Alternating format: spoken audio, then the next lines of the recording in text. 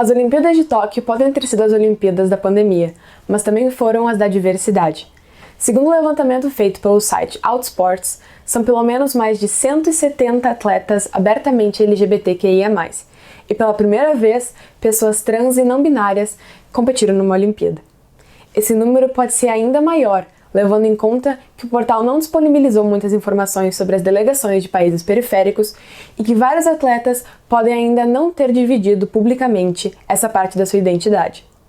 Nesse episódio do Dimensão Olímpica, convidamos o professor de Educação Física e pesquisador da URGS, Eric Seger, e 3 atletas olímpicos, Douglas Souza, do vôlei, Isadora Cerulo, do rugby e Ian Matos, dos saltos ornamentais, para conversar com a gente sobre suas vivências sendo pessoas da comunidade LGBTQIA+, dentro do esporte, o contexto dos atletas de alto nível e como usar esse meio como uma forma para combater intolerâncias e preconceitos.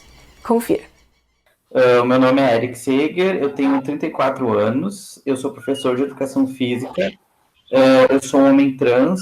Eu sou Douglas Souza, eu sou jogador de vôlei, tenho 25 anos de idade e sou gay.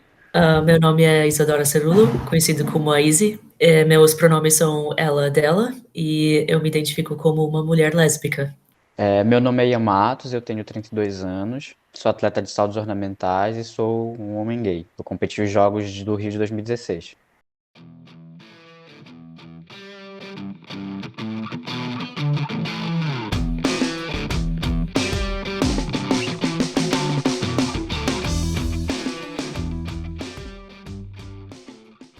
Para começar, eu gostaria de perguntar se você acredita que exista alguma ligação entre esporte e autoaceitação. Como o esporte te ajudou a entender melhor a tua sexualidade ou identidade de gênero?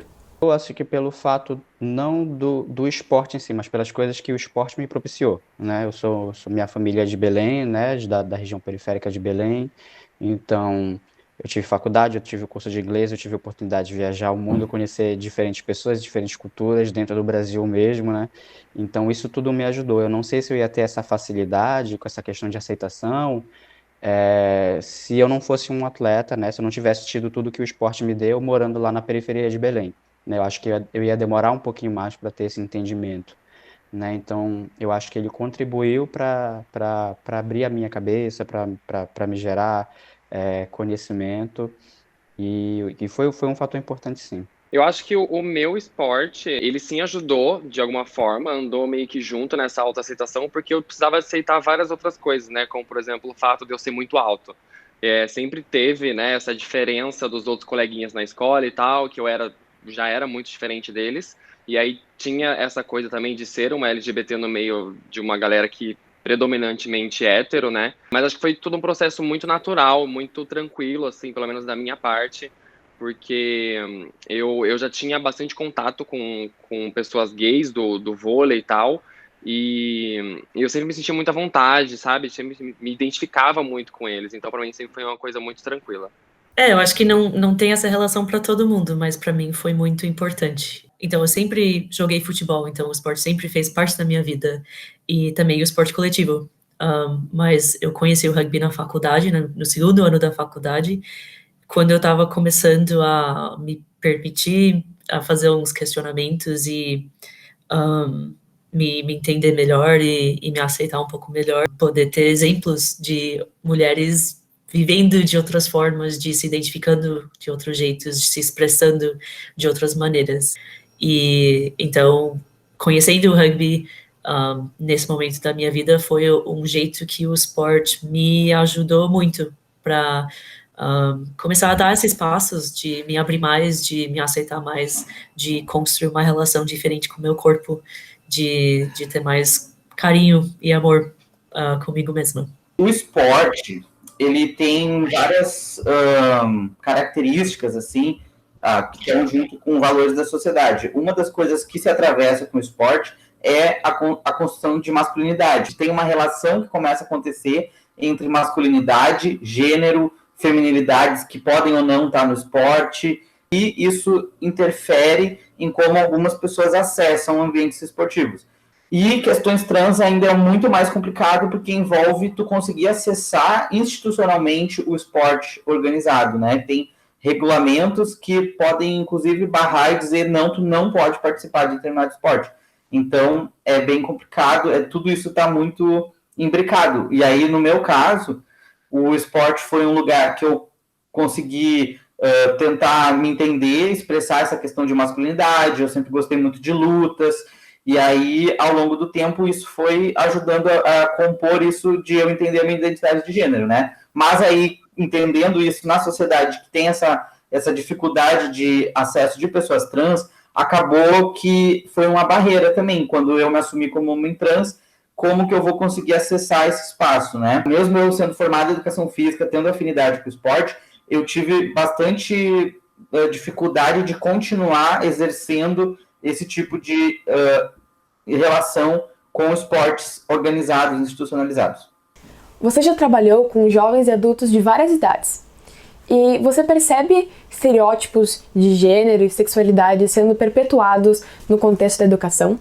Eu vejo que, assim, desde pequeno, todo mundo já aprende um pouco o código de o que é masculino, feminino, como que tu deve agir, e isso começa já a afetar, né? Por exemplo, sempre tem uma ideia de que, como o esporte é um espaço de masculinidade, de certa forma, tem um momento que as meninas começam a não querer muito estar no esporte, entende? Alguns esportes. Aí aquela coisa assim que menina é dança. Ah, tá, não, aí a menina gosta de dança, que é gracioso, que é não sei o quê, e aí os outros esportes como futebol e outros assim, aí é os meninos, entende? Ou menina joga vôlei. Então isso começa já a ser um aprendizado desde muito criança, assim.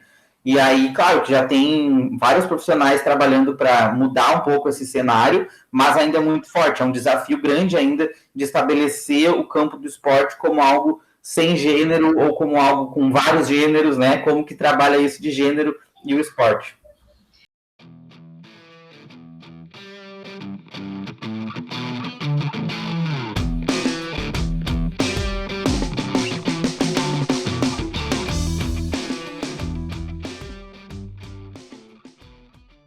Na tua experiência, o esporte se mostrou sendo um espaço mais aberto ou mais fechado que o restante da sociedade?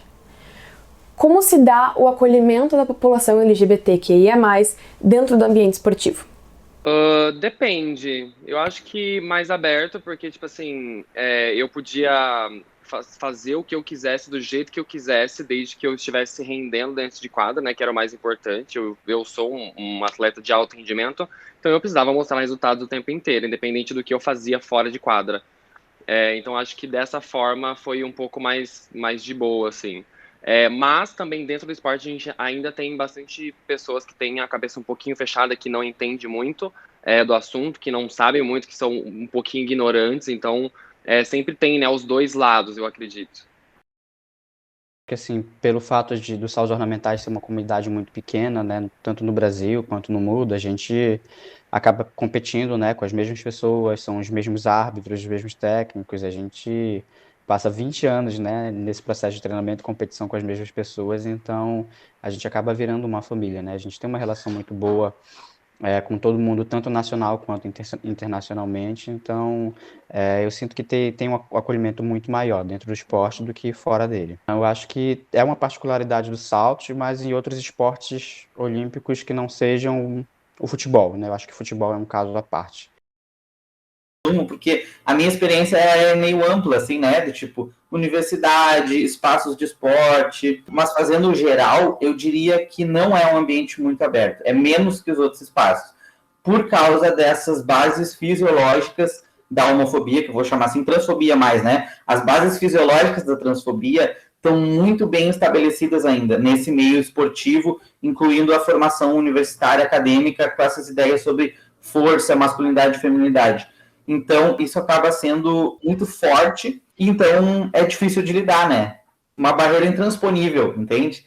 Que precisa ser trabalhada com muito mais requinte, né? Do que só uma relação, assim, de como tu trata um aluno, né? É uma coisa de dizer lá sobre fisiologia do corpo, como que tu tem mecanismos de produção de força que são diferentes de acordo com a harmonização com isso, aquilo.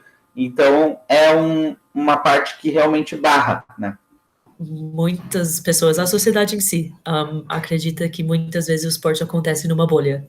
É tipo aquela bolha em que não entra política, não entra essas conversas, e porque tem regras próprias, porque a gente habita esse ambiente controlado em muitos sentidos, e em nome também para construir um espetáculo, para colocar uma performance num palco, e então tem toda essa ilusão que o esporte é uma bolha. Muito do que eu faço como atleta é tentar estourar essa bolha e mostrar que atletas são seres humanos inteiros, não só aquele atleta que vai atuar numa coisa. Então, o ser humano como inteiro tem várias identidades. Então, o esporte tem várias identidades existindo naquele espaço. Precisa ter essa mistura, essa transferência do que acontece no mundo do esporte para a sociedade em si. Igual como outras coisas que acontecem na sociedade, para mim, precisam ser reconhecidas no mundo esportivo. Não é tipo, tira a sua política do meu esporte. Tipo, isso não existe na sociedade também. Tem vários avanços de direitos iguais, de uma luta por diversidade e inclusão, que precisa sim entrar em alguns esportes que são fechados, em que isso não é permitido. O que eu senti no futebol, que é um cenário diferente hoje em dia. A gente vê tantos atletas fora do armário e vivendo, se expressando muito mais livremente. E qual é a resposta da mídia e da comunidade esportiva que um atleta tem quando ele assume publicamente sua sexualidade? Existe talvez algum medo de perder patrocínios ou outras oportunidades? Eu acho que primeiro, assim, existe a questão da mídia, né, que é muito grande, fica muito grande, tipo assim, como se fosse uma notícia, tipo, super bombástica e tal, que era uma coisa que não era para ser, né, não tem porquê, né, acho que a gente como atleta, a gente teria que, quando essas coisas acontecem, né, a gente teria que estar falando sobre os nossos resultados, não sobre nossa orientação sexual, mas acho que pelo fato da gente ainda viver num país, num mundo, né, que é homofóbico, a gente ainda tem muita gente homofóbica, a gente recebe muito acolhimento, assim, de muita gente, né, muita mensagem de apoio, né, tudo muito misturado. Algumas pessoas tentam atacar, outras falam, né, gente, mas aí não sei por que estão noticiando isso que não deveria ser notícia, né. É, de repente, o único foco que vai ter para aquele atleta. E é um motivo porque muitos atletas não saem do armário, não se pronunciam sobre sua sexualidade, porque talvez não querem que isso se torne o único foco sobre eles como atletas. E para mim, tipo, eu percebia em muitas entrevistas que eu dei, tipo, logo depois do pedido de casamento no Rio, tive que lembrar as pessoas que eu joguei, de fato, nos Jogos Olímpicos e não só aproveitei o espaço olímpico para ficar noiva. Então, e tipo, eu abraço isso mesmo, tipo, como uma bandeira que eu levanto hoje, mas com completa consciência de que, tipo, algumas pessoas não querem fazer isso, porque querem ser reconhecidos apenas como atletas e não aquela atleta lésbica. E eu acho que em algum momento a gente vai conseguir avançar como sociedade para não ter que sempre ter essa identificação a mais. Eu acho que essa situação de perder patrocínio, de perder oportunidade, com certeza ela é válida, acontece sim. Eu acho que, principalmente nos anos anteriores, acredito que era um pouco mais comum. Hoje em dia, que a gente está, né, todo mundo é um pouco mais aberto, que a gente está lutando por esse direito de igualdade, não, a gente não quer privilégio nenhum, até porque, né, nós somos iguais, todo mundo, mas eu acredito que algumas pessoas têm sim um pouco desse receio, porque a gente está, né, aos poucos evoluindo, mas infelizmente a gente ainda tem algumas desses empecilhos, assim, sabe? Mas eu acho que a gente já mudou muito, a gente já conquistou muita coisa, já conquistou muito do nosso respeito, do nosso espaço, e que daqui para frente acredito que vai só melhorar, né? A tendência é só crescer. Como pesquisador e professor, você acredita que existe alguma diferença no acolhimento das pessoas LGBTQIA+, dentro do esporte amador e do esporte profissional? Acho que tem um pouco, assim, do tipo, é mais fácil acessar o esporte amador, de certa forma, só que acaba que o esporte de alto rendimento, ele é meio que um modelo, né? Ele é, tipo, como tu estabelece o que é a regra da sociedade, em geral, do esporte. Então, quando o esporte de alto rendimento diz, olha só, pode pessoas trans competir aqui na Olimpíada, isso é muito importante, porque isso é um recado para todas as federações dos esportes, dizendo, olha só, não tem por que não deixar, entendeu? Não tem por que não poder acessar. Então, isso tem um impacto muito grande. Ao mesmo tempo que, se disser que não pode, também tem, entende? Então, essa visibilidade do esporte de alto rendimento tem um impacto muito grande, porque pode ser o que vai determinar se depois lá no esporte escolar, nas interséries, vai o professor ou a professora vai conseguir colocar o aluno trans ou a aluna trans na competição, no esporte escolar, entendeu? E daí, onde que esse profissional ou essa profissional vai procurar referência? Vai ser nessa visibilidade do esporte de alto rendimento.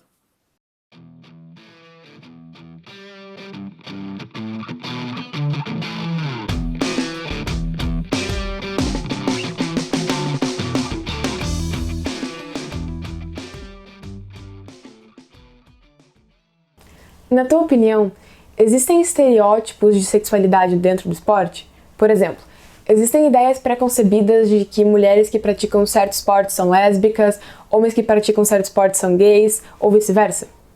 Eu acho que pode acontecer sim, até junção de, ela se pronunciou como lésbica e óbvio, é porque ela joga rugby, e começar a fazer uma conflação mesmo dos assuntos quando são coisas distintas que não influenciam uma na outra. E daí é um esforço de desconstrução, um esforço didático também de vamos desacelerar essa conversa para falar sobre estereótipos de gênero, sobre todas essas noções de sexualidade também. E tudo isso sobre ser mulher no esporte. Então, falando sobre meu lugar de fala como mulher lésbica, de entender que tem muito preconceito ainda de as mulheres, historicamente no Brasil, sendo proibidas pela lei de jogar esporte de contato porque fere a natureza feminina de eu jogar um esporte de contato e isso ser um argumento contra de, viu, não vou botar minha filha para jogar rugby porque ela vai se tornar lésbica. Com certeza, né? Dentro, por exemplo,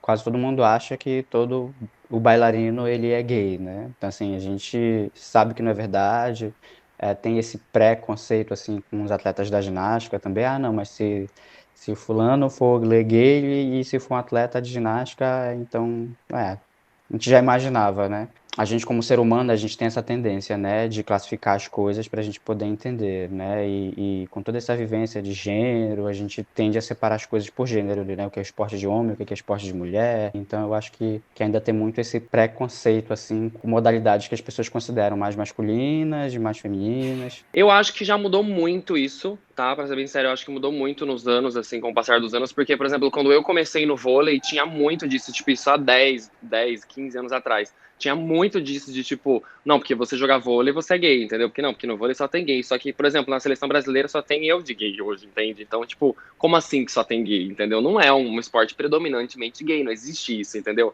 Aí as pessoas têm que parar de ficar, né, criando esse tipo de estereótipo, porque é uma coisa, tipo, muito anos 2000, pelo amor de Deus, a gente tá em 2021.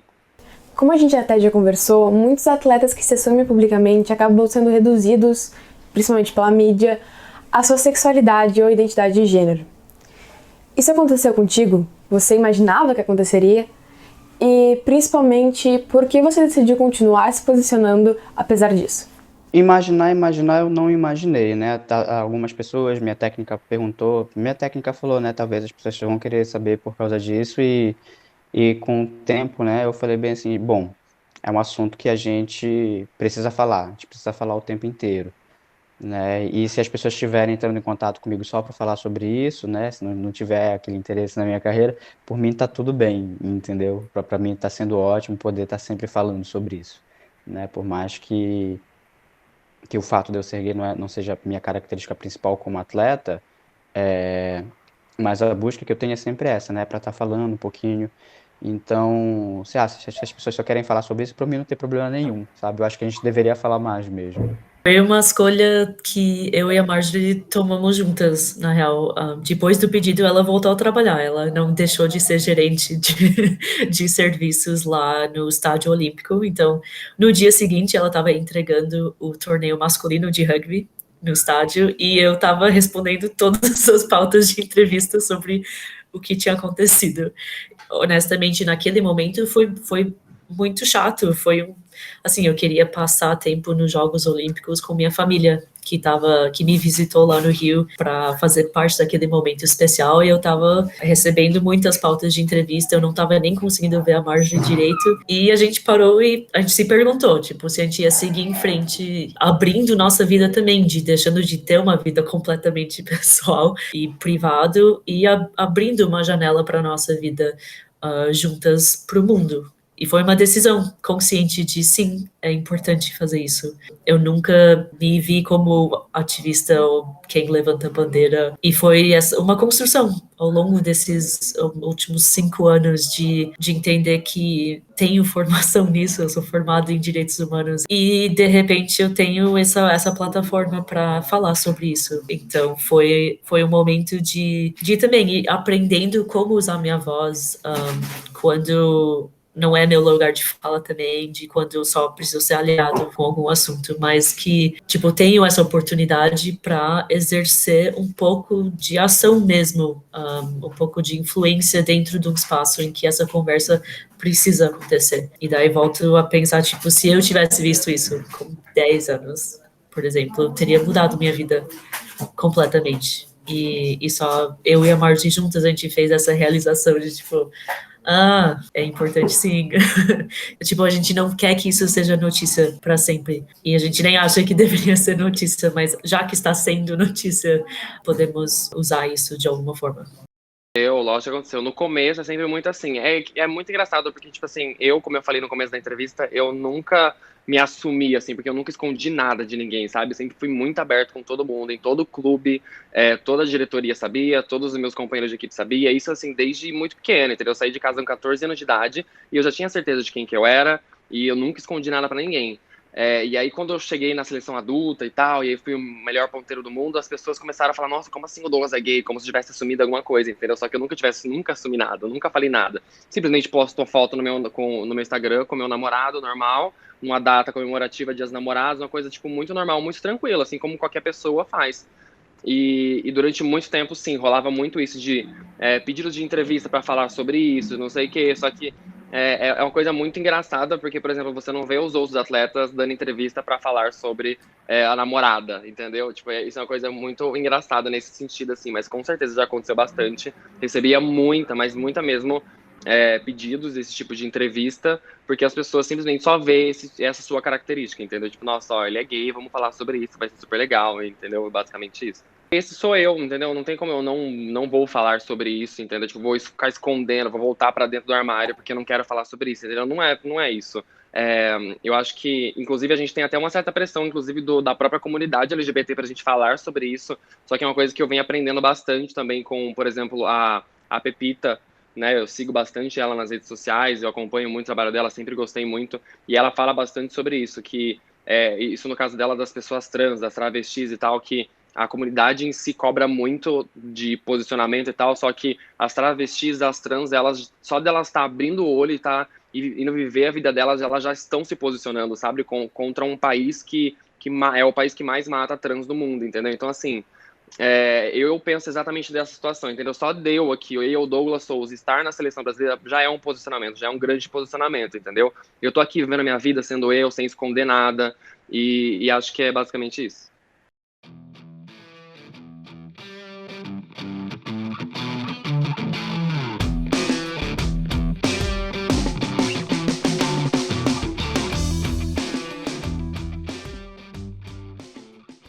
Você acredita que o esporte como um todo pode ser uma forma de quebrar barreiras e combater preconceitos de LGBTfobia?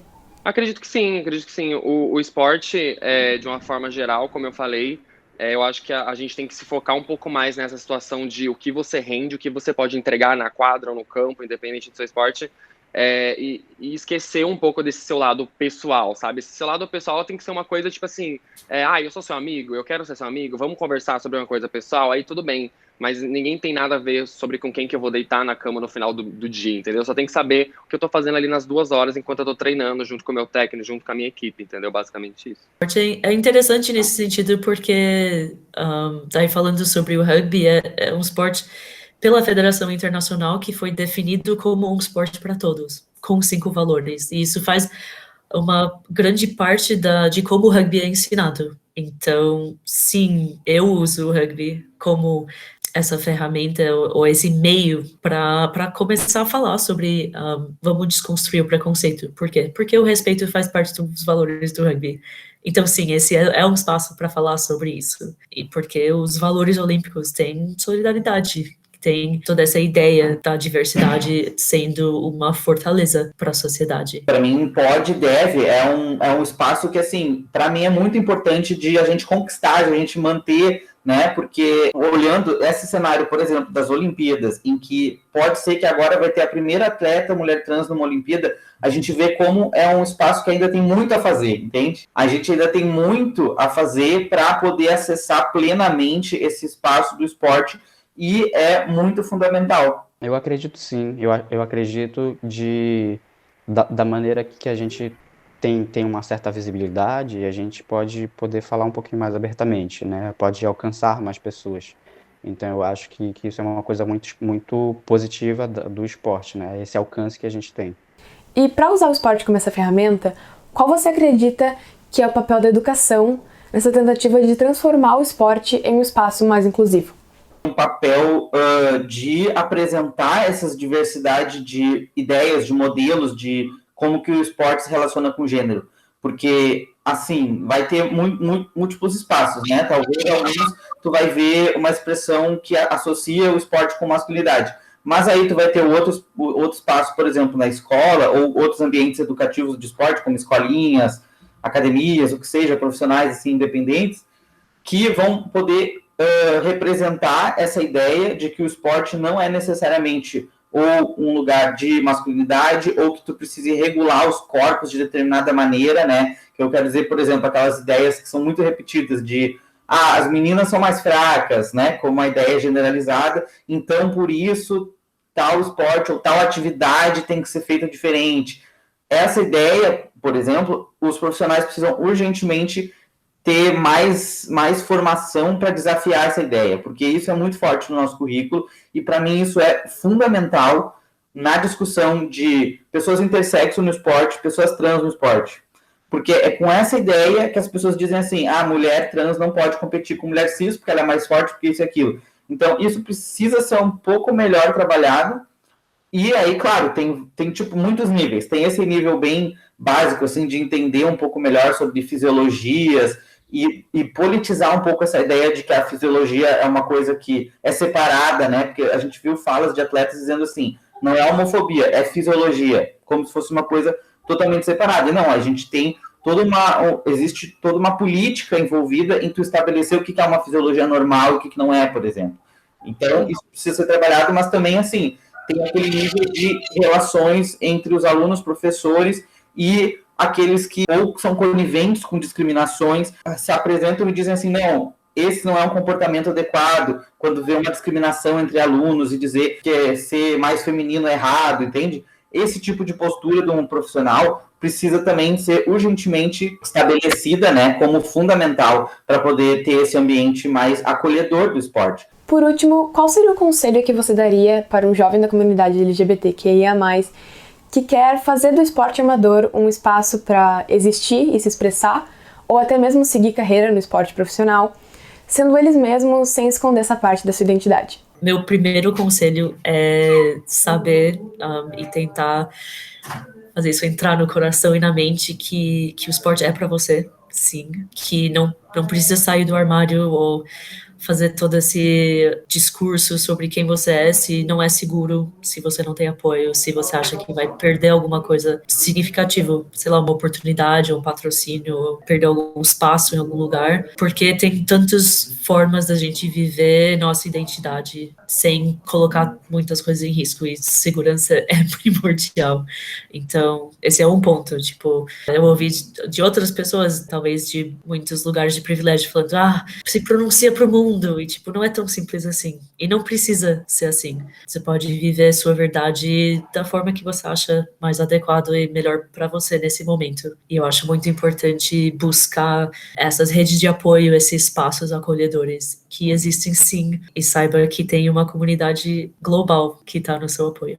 A minha mensagem é assim, sigam os seus desejos, né? Tenham aquela força de saber que tem uma comunidade, procurem assim os seus pares e procurem saber seus direitos, os avanços, porque a gente tem que se fortalecer junto para conseguir garantir esse espaço. Mas tem, né, gente, tem comunidade e é só a gente ter essa motivação e continuar em frente. Eu acho que assim, a gente tem que ser resiliente, né, de maneira geral.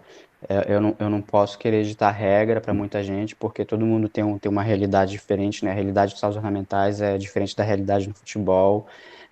Então, se eu for dizer para alguém assim, estude, se entendam, entendam a sociedade que vocês vivem, né? E sejam resilientes, né? Força, a gente sempre tem que ser bastante forte. Eu acho que tem que ter muita coragem, né? Porque, como eu falei, infelizmente a gente vive num país que é difícil, a gente está evoluindo, claro, mas a gente tem que tomar muito cuidado.